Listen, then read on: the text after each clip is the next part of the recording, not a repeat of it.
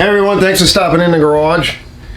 The stainless steel MTD is back. The blade's kind of beat, right? It's got some broken cutting sections on it. You know, the fins in the back of some of these atomic blades, looks like they're broken off. He says it didn't want to run. I just got it started, but I've also been tossing it around. He's had some issues with junk in his gas before. So yeah, let's give it a tune-up, right? Let's just actually, it's a bit of a repair. So I had built this machine a while back, stainless steel body, which I found, I don't remember, I got it from somebody. Puts a Honda motor on it, which was, you know, that's a cool thing. I went over the motor, so it's in great shape. I mean, geez, it's stainless steel. I mean, how do you beat that? So let's dig into this thing. Like I said, it basically runs. I didn't bother showing you that. It runs okay. So I would imagine it needs a tune-up. Let's just see what the oil looks like real quick. It's been a couple of seasons, so, you know, the blade is definitely worn. Yeah. It's watery. I don't have the light on yet, but yeah, it's dirty. We'll get a closer look in a bit. The air filter was pretty dirty. I blew it out, right? It's probably useful on one of those $60 machines that I sell. It's not bad, but it was dirt. So let's get him a fresh filter. Let's get some fresh oil in it. I'm going to go dig up, before I get started, I'm going to go dig up an alternative blade. We're not going to give him a brand new one. We're going to give him a good used one that's sharp and not broken. So let's come over here and flip the thing on its side and take a look at its blade and a few other things. We'll take the top off. We got to get the fuel out. Let's pull the fuel out first, actually, so we won't make a mess. Let's see what comes out.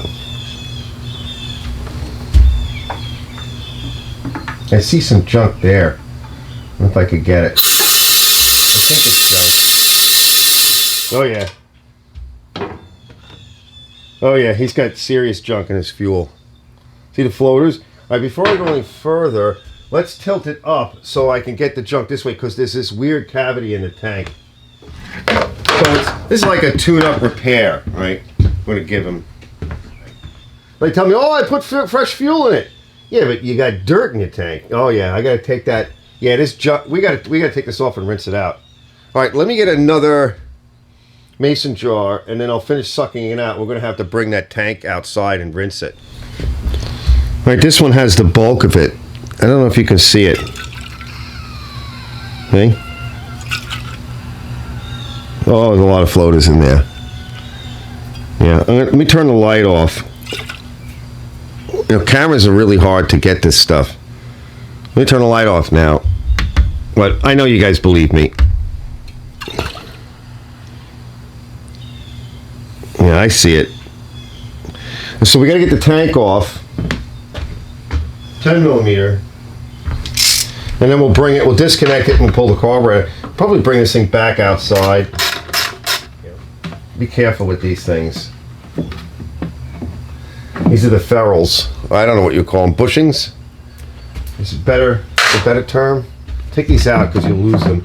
I keep extras, but you're not going to be able to see it, but there's a nylon patch in this area.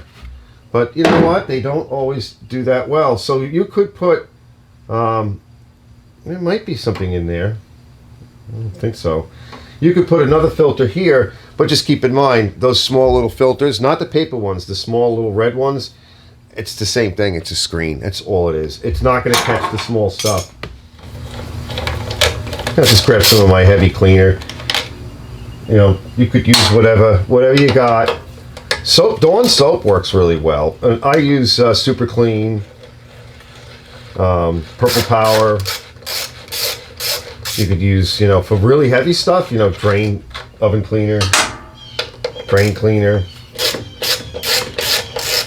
For the really greasy stuff.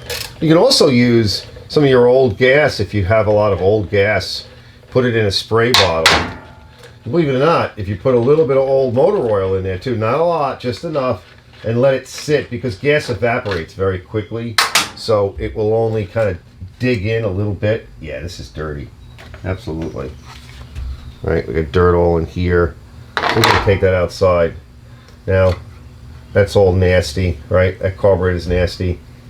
So this is what happens It doesn't take that long for it to happen either. All right, so what we're going to do is we're just going to kind of pull this out of the way a little bit, just a little bit, just so we can get it out. And there's a, drop it down, and there's a fuel tap there.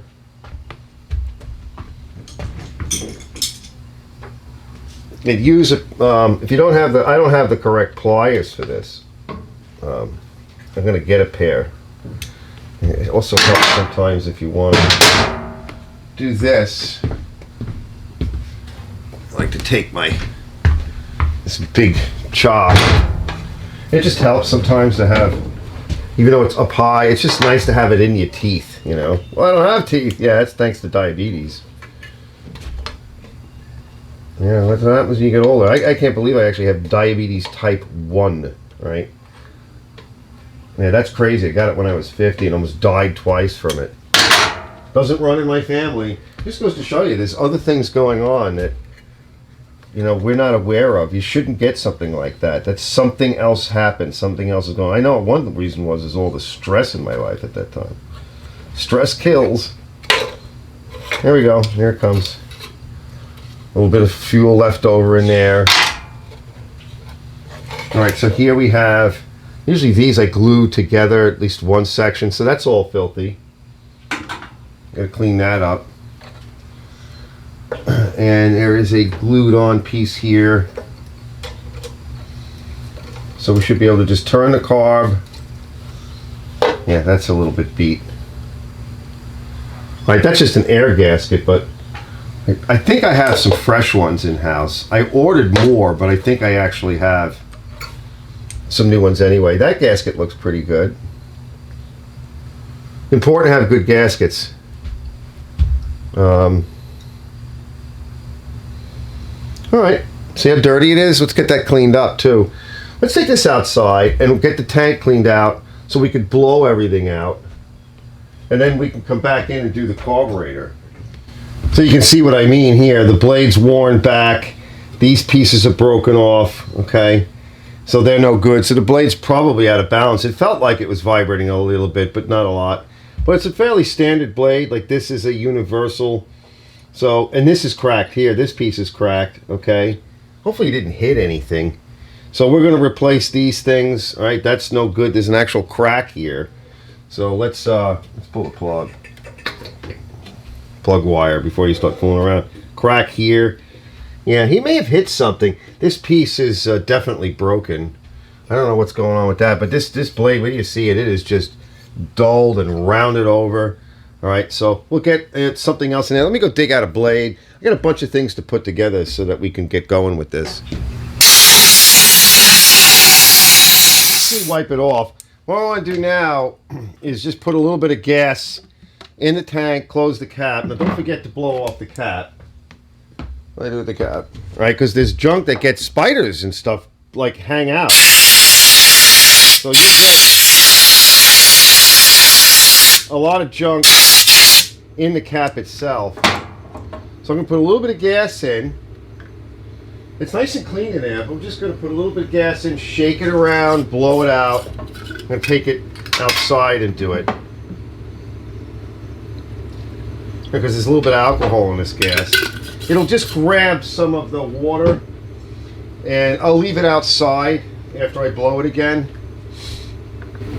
So while it's been up like this, and I've been doing other things, I've been draining the oil. That's just nasty. And you can tell too if you just kind of swirl it around, and you can look at this little metal in it. Not much. There's different colors. There's black, there's brown, there's soot, there's filth. All right, so this blade I did a couple of weeks ago. It's a full mulcher. All right, so it's been, you know, cleaned and sharpened, and then I just dull it a little bit because this is hardened steel. So it's a true mulcher. Now before we put it on, we want to make sure that all these locators are good and get it clean.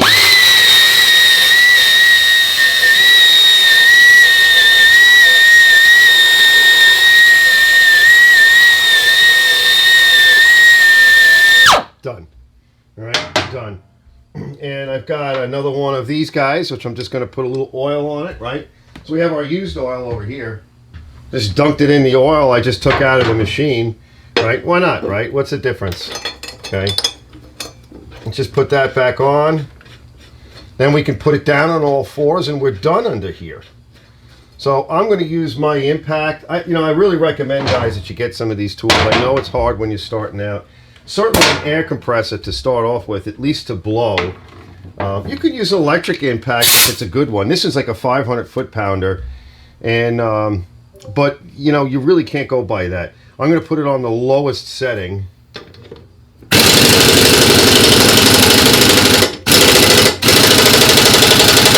Yeah, see, it pulled it in nice and tight. Now that the plug is out, remember the wire is off the plug. We want to pull the plug too. Now let's just check to see that we're all good here. So let me get my ruler. Now this blade is good, so a little bit more than a 1/2 inch, which is typical. Yep, same there. So we should be good to go. All right, let's get this down. Let's get it outside and get it on the clean line. 20 minutes later. All right, it's nice and clean, right? So let's just blow out a few things. I already blew it down on the ground, but we're just going to blow out the fuel line. Okay.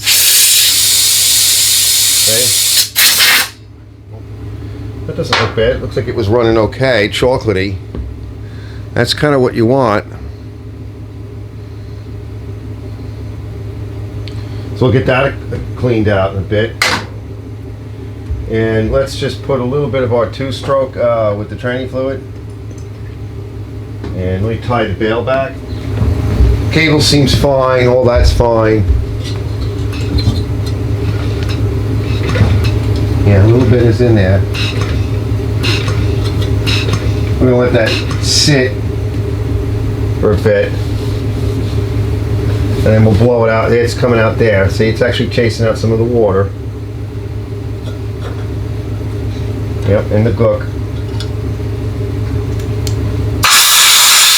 All right, let's move to the carburetor. All right, we're pretty much done with all this. We just have to put oil in it and put the carb back in a little bit. A few moments later. All right, I'm just going to do the usual. Start off with some gross gas and whatever I have laying around, just solvents from things. And because I have the other little plastic pieces, the inside of this cover, I want to wash that out. So I like to just brush everything down on the outside first. Right, so I'm going to go do this, guys, and then I'm going to blow it with some compressed air, and then we'll peek on the inside. All right, let's pull this out. Oh, it's on there.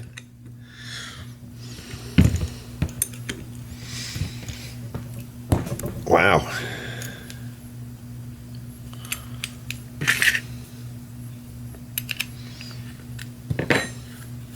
It shouldn't need much. It is basically running, but with all of the dirt. Yeah, it's just a little bit down there. Just a little bit. Little Scotch-Brite. It's in beautiful shape. This might have even been a new carb. Look at that. It's like mint. A little bit of junk around there. We're going to pull the jet out.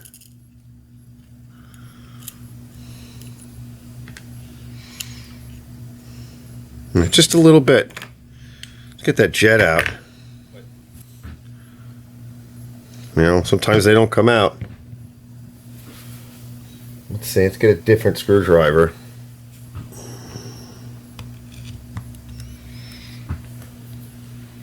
I don't want to break anything.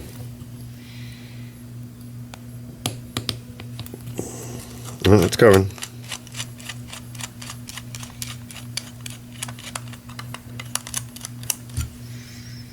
Okay, so now we got to get a pick in there.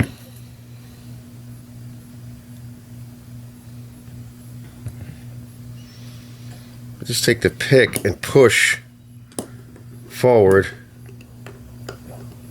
towards the screwdriver and try to get the pick underneath or behind the jet, see? All right. It's beautiful. All right, there's our, there was a little bit of, there's a little bit of sand, I feel it. Yep. All right, let's bloaty it out. This can is like stuck. Yeah, it was like this fine sandy dirt. That's what happens with these screen filters. They allow that really fine sand to come in. Now, we got another spot here, Phillips head. Okay, this is part of the idle port.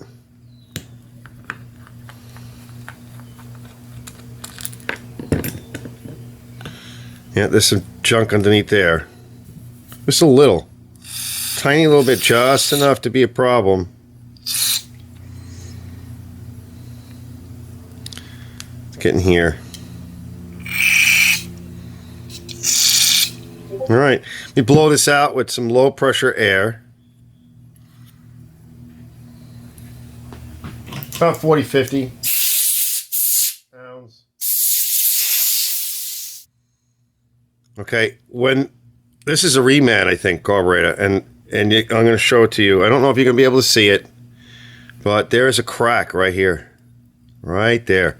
Wouldn't be surprised if it leaks. So when they press the brass seat in, it might have been a burr, and it actually cracked. But it's there. I don't know if you can see it. I can see it from here too. Yep, I'm actually grabbing it. Listen. I don't know if you can really hear that, but yeah. All right, that's clean. Yeah, that's beautiful car, but it's shiny. I'm almost positive of it. I might have put a reman, excuse me, an aftermarket carb on. All right, let's just take a little bit of, see the junk in there? This is from, oh yeah. This is actually from, yeah. It's a light deposit. And that's the alcohol in the fuel.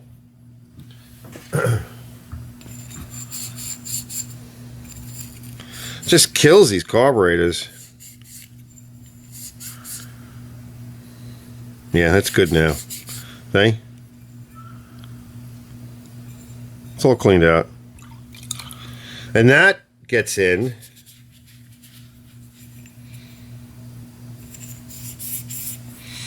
Okay, so we get that. Let's just blow this out.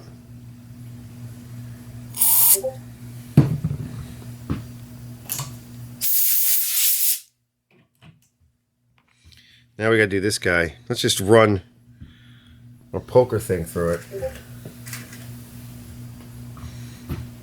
Let's see if we can fit one of these in. I don't think you can.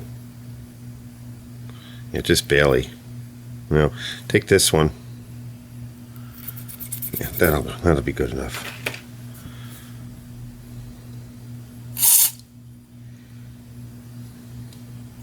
Done. All right, we're gonna put it together. Low pressure air.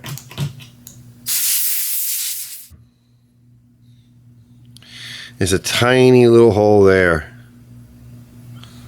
And one there, and two there. One there. Two there. You probably can't see it, but just keep your eyes open. Now you can use pins and stuff to get that out. A lot of times I use a little acid. I want to get one of those ultrasonic cleaners, and then you could put this in a little baby jar or something, put that in the ultrasonic with a little acid and vibrate it for 15 minutes, and that'll really work. So I'll get there. You know, everything costs money. So, all right, let me put this back together again.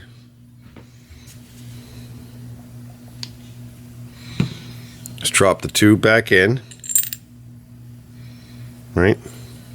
It goes through to there. And the jet. And I like to have a little bit of the two-stroke with the tranny fluid just for that extra bit of lubricant.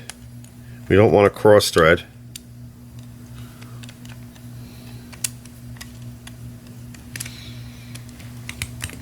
Yeah, I did want it to kind of cross thread.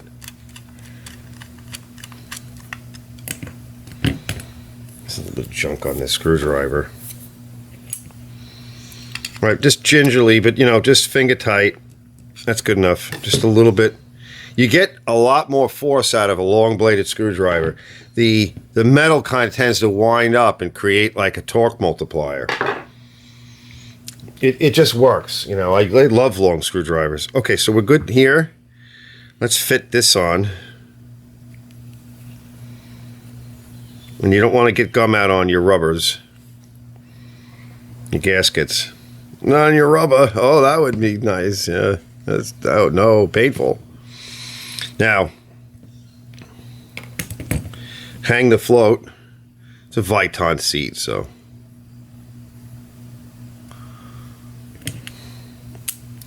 Yeah, there's just starting to get a little bit of oxidation.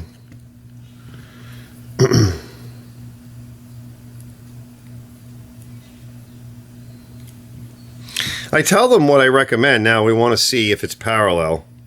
So basically, when you, as the camera's overhead, you can't see parallel, but I'm looking at it. It's actually sticking up a little bit, but it ran. So we're going to do a quick test, though. I'm going to get a hose to put on here. Now make sure you line up properly. See, it's cocked, right? Sitting on the lip. So we want to make sure it's dead over the gasket as best you can, because that was definitely sitting on the lip. So try to hold it and then tighten it. There we go. Now there's a big difference. They're not made as well as the original, but it worked. Don't forget this. Now sometimes you gotta drill out the jets. Now I may have already done that. I don't know. Probably just slapped it on. But you know, we got to check it again because, you know, I don't remember, and things change. All right, we're good here. Done. All right.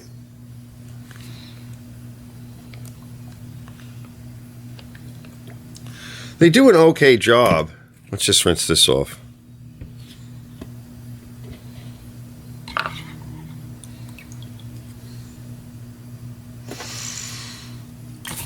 All right, let's go put it together.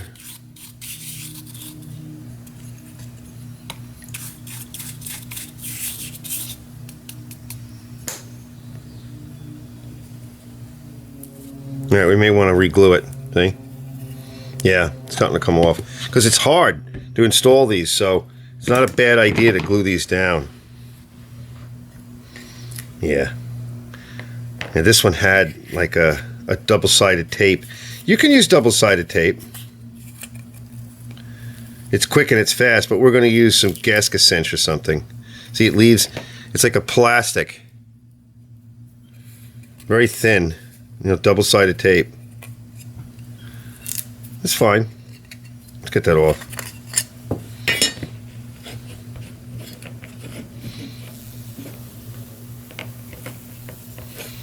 Yeah, this is a heat passage.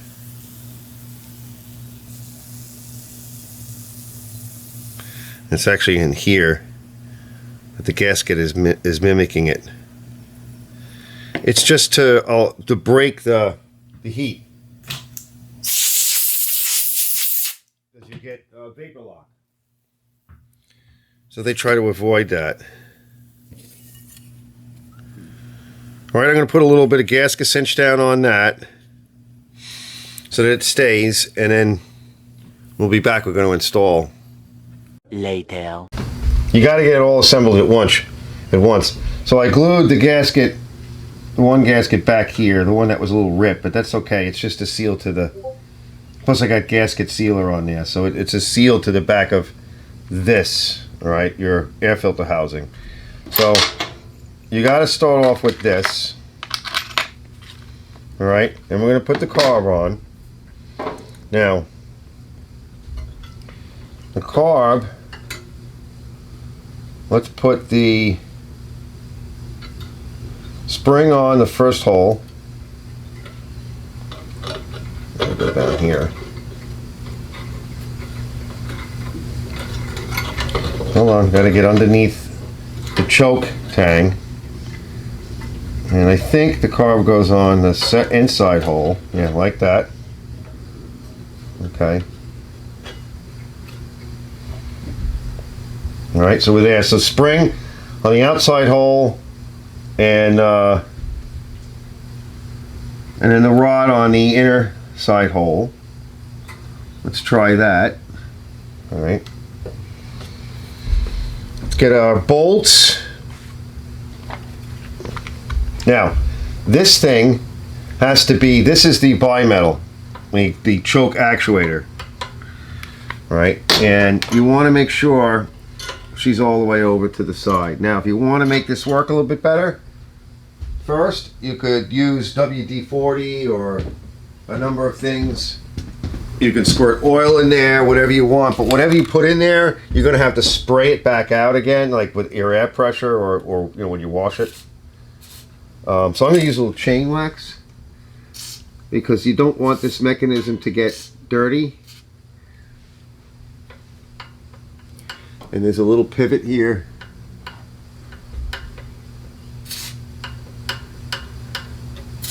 Okay, the chain wax, you know, will dry. I like it because it goes in deep, like a penetrating lubricant. And then in about 15 minutes, 20 minutes, an hour, whatever, it starts to dry up like just like a grease kind of.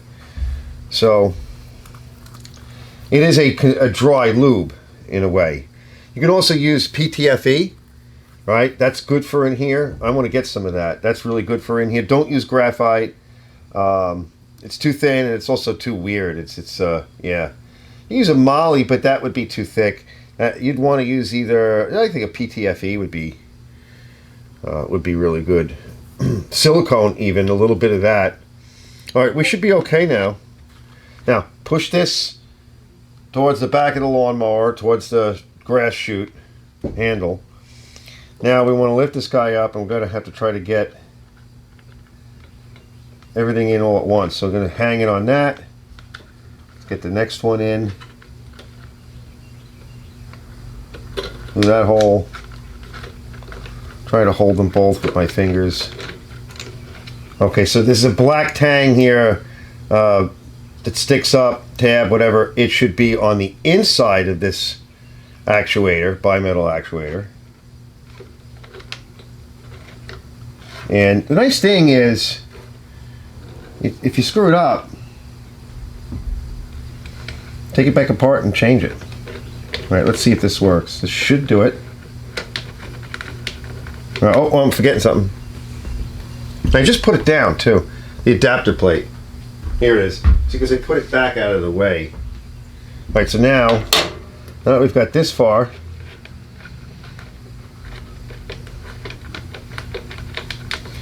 just pull back the bolts a little bit, kind of hold everything. Up this goes.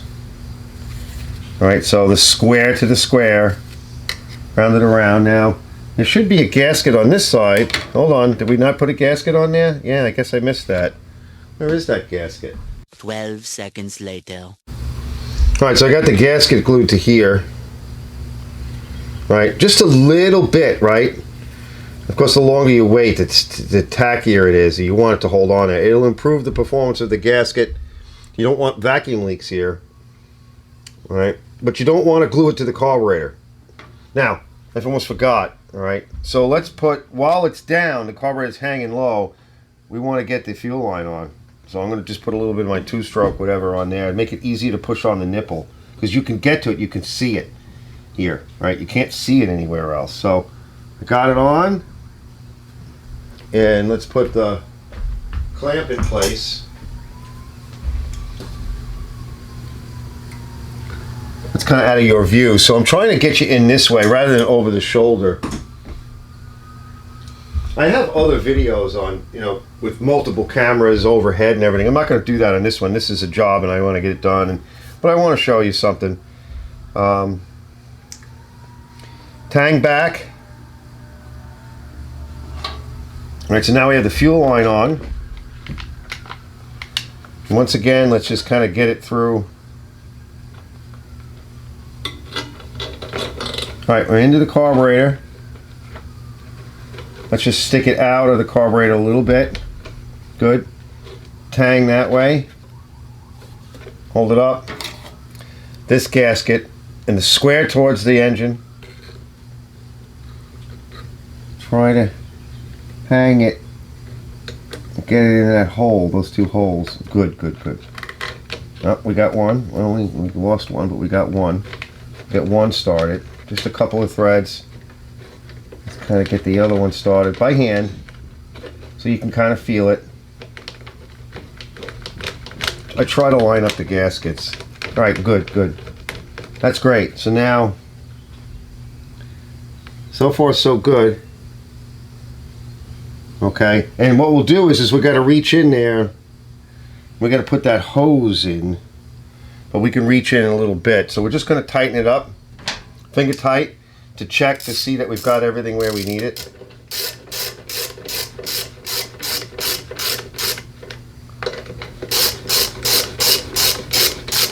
Now, so far so good.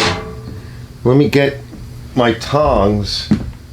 Now, I guess you could use what you want, but these have been faithful to me. You know, I don't know what they're, forceps, hemostats, I don't know. I'm not a doctor. I just play one on YouTube. And I reach in there and I kind of have to grab that tube, the vent tube. Listen, if you couldn't get the vent tube, it wouldn't be the end of the world, right? But it's good because you want to use it. And there's a little teat. I got to look in there with something. It helps to be up high, right? If you could get this on a bench. Where's that stupid thing? And I like it when it's a little bit loose so I can just jiggle it. See, some of them have a bit of, this stupid thing's getting in my way. Bye-bye.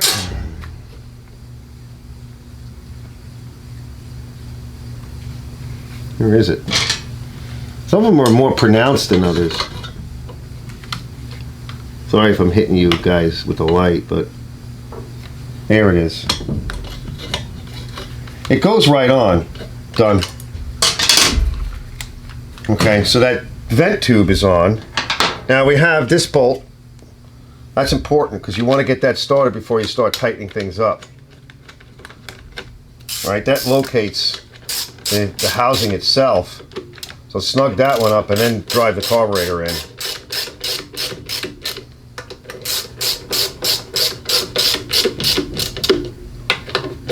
Okay, before we go any further, now let's just check the choke. Okay, so it's engaging and I can see the butterfly. The butterfly is opening. Butterfly open. Now, you should see it start to move on its own. So usually they move a little bit more. If you didn't do it right, you would not see the choke blade in there open and close, and this should start to move on its own. See, it's actually moving very slowly because I have the bail pulled back, right? If I let the bail go, right, see it's going? Because then also the lubricant is getting in there. There you go. See, because I have the bail tied back. All right, now we can tighten this and let's put the tank on. So last time we did the valves and I did the ignition, so we don't need to do any of that this time.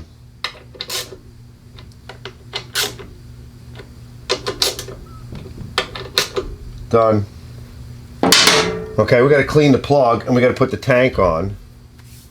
So the tank, we have to do, get these guys. Don't forget these guys, right?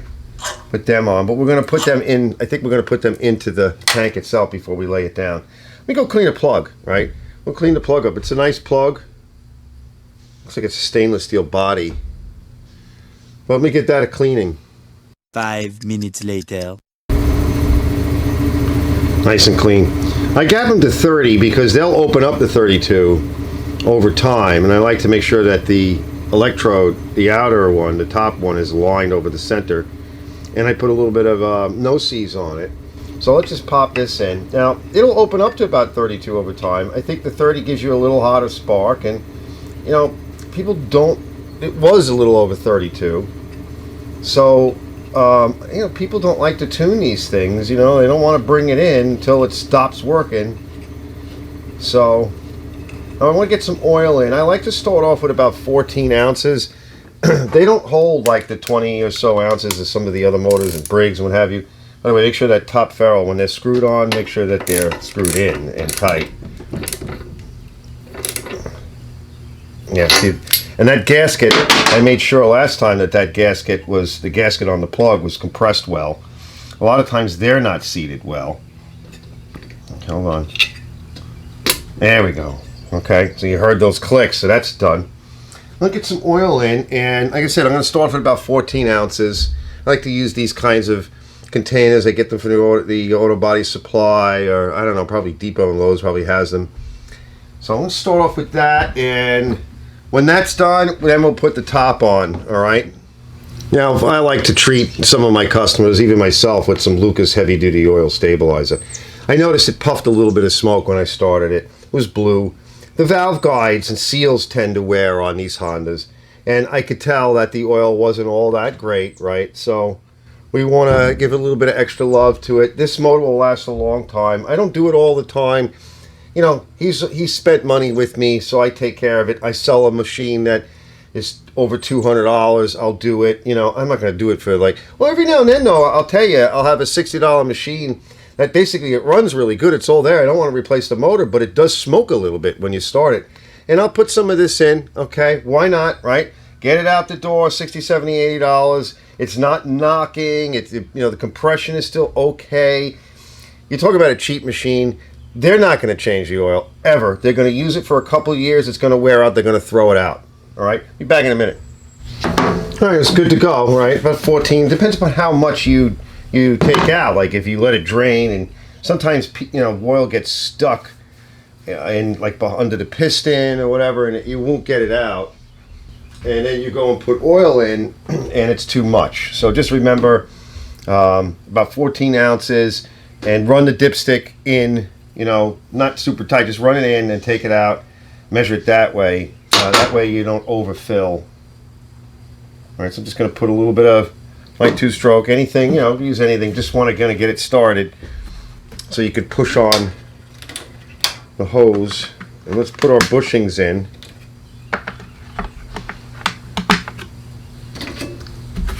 Okay, just going to throw those in first.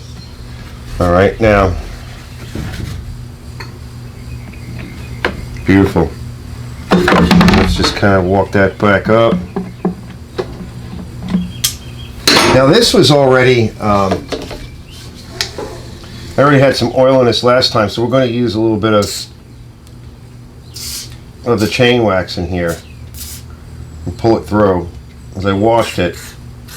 All right, that should, because they get sticky, so this should be good. This should resist some of the crap that gets in it. You gotta put something.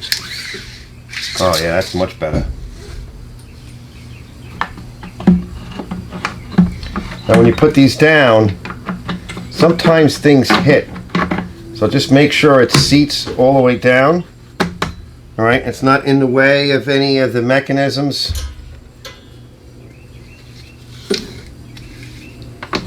That's it, we're just about done, guys. I think this has got a seat too. As well, if you want to put a little bit of nose C's on the top, they do get stuck. I have seen that. So here, you could grab a little bit. Or, you know what, you could just use chain wax right while you're here. I mean, this is just great stuff. The PTFE. Right, I'm going to buy a few different types. The molybdenum disulfide. I think that's how you say it. Right, we use that in breaking in cams. It's good. It's a high pressure lube, so it's good for things that are under a lot of pressure. And then, you know, these are dry lubes, and there's silicones, and there's, you know, a can of each, and used judiciously. And then still, you know, Croil and PB Blaster and oil. Oil is the best lubricant for most things. And it doesn't, you know, people say, oh, it's attracting dirt and everything. No, you know, grease is really good too. It doesn't work like that. I think maybe one day I'll get into that. But you can look up these sort of white paper dissertations on grease, oil, the various lubricants. You know, grease is nice because it holds the dirt, not to the part, but away from it. It's actually great for things that are used in wet or damp areas like this. right? Lawnmowers are used in these things. And plus on Long Island, everything is damp. It's like all the time, except for in the freezing cold of winter. All right, we got that on there. Nice. That was a used filter, right? And it was mint, right? Because I get so many of these things. So sometimes I get the really mint ones. I often clean the ones that are like kind of okay. I let them soak in a little detergent, rinse them out with the hose, and put them to the side. They go on all the $60, $70 mowers. Let's get some gas in it, and then we'll bring it down. We'll fire it up. Everything should be good to go.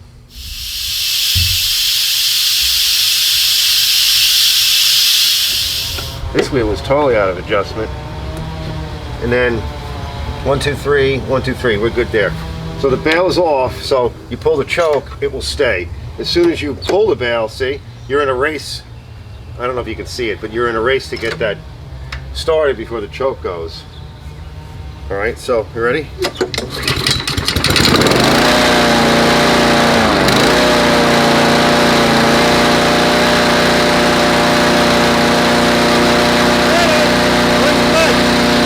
Didn't run like that before.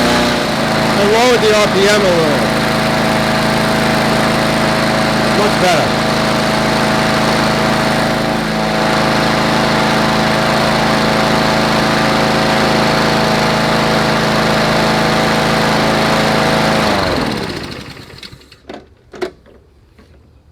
All right, let me grab the other camera and I'm going to show you what I did. All right, I'm not going to do it again, but I'm going to show you. Okay, so down here is the governor arm. Don't move the spring. It never seems to work right. So if you tighten the spring, so you would bend the arm counterclockwise. You grab it here with your plier and twist it, okay, in a counterclockwise way. And if you do that, right, it's going to run faster. It's going to tighten the spring. But this one was already running too fast, so I grabbed it with the plier and turned it a little bit clockwise. And you may have to hold the arm with your other hand so that you can stabilize it. And I just gave it a little bit of a turn and then check it. All right. Hey guys, that's it for this one. Hopefully you enjoyed it and learned something. I try to teach as best I can, but this is just a quick service. You know, as far as I'm concerned, tune-up, right? There's no such thing as just a tune-up. You know, they always seem to have junk in the carburetor, junk in the tank, junk in your trunk, right? That's what my mother loves to say that. I like to take care of my customers. I go all that extra mile. I'm not going to charge a lot because you can't, because it's not worth that much, right? It's just, you know, I already sold the machine. I work on other stuff of his. I got another project that he wants me to work on right over there, the little edger that he couldn't find a carburetor for, and I think I have one now. And he's giving me stuff, and yeah, you know, if you keep working with your customers, it all comes back to you. And then, you know, they recommend you to other people or whatever, or they just give you good recommendations. Anyway, that was it. So we just kind of took it apart. I gave it a pre-cleaning with the hose. I scraped underneath with the scraper. I didn't actually use the pressure washer, although that would have been nice. But you don't need it for some of these machines that, at least I keep this machine. You know, I try to keep it for them, you know. So it's not like one of the machines I drag out of, you know, the boneyard in the yard there. So this one was in pretty good shape overall. I'd already been through it once. It needed a good tune-up. It's just about 2 seasons in. It would have definitely gone another season, but that blade was really bad, and it was revving too high. You know, you can run this underneath bushes and stuff, and I've had it where I've broken these air cleaner covers, I've broken the tangs, you can hit the governor, you can bend it, and then it's running too low or too high. All kind of stuff can happen, especially with the Hondas. So they need to be seen, you know. It's like you got to go to your doctor every year for a checkup. Actually, I got to go to 2 doctors this week. Pain in the neck. Anyway, quickie, right? Nice stainless steel body, right? I was excited when I got this. I'm certainly excited to sell this to somebody. You know, this thing could potentially be around forever, right? Keep the rest of it nice. So he loves it. I'll see you guys later on, and we'll be back then. I'll see you guys. Like and subscribe.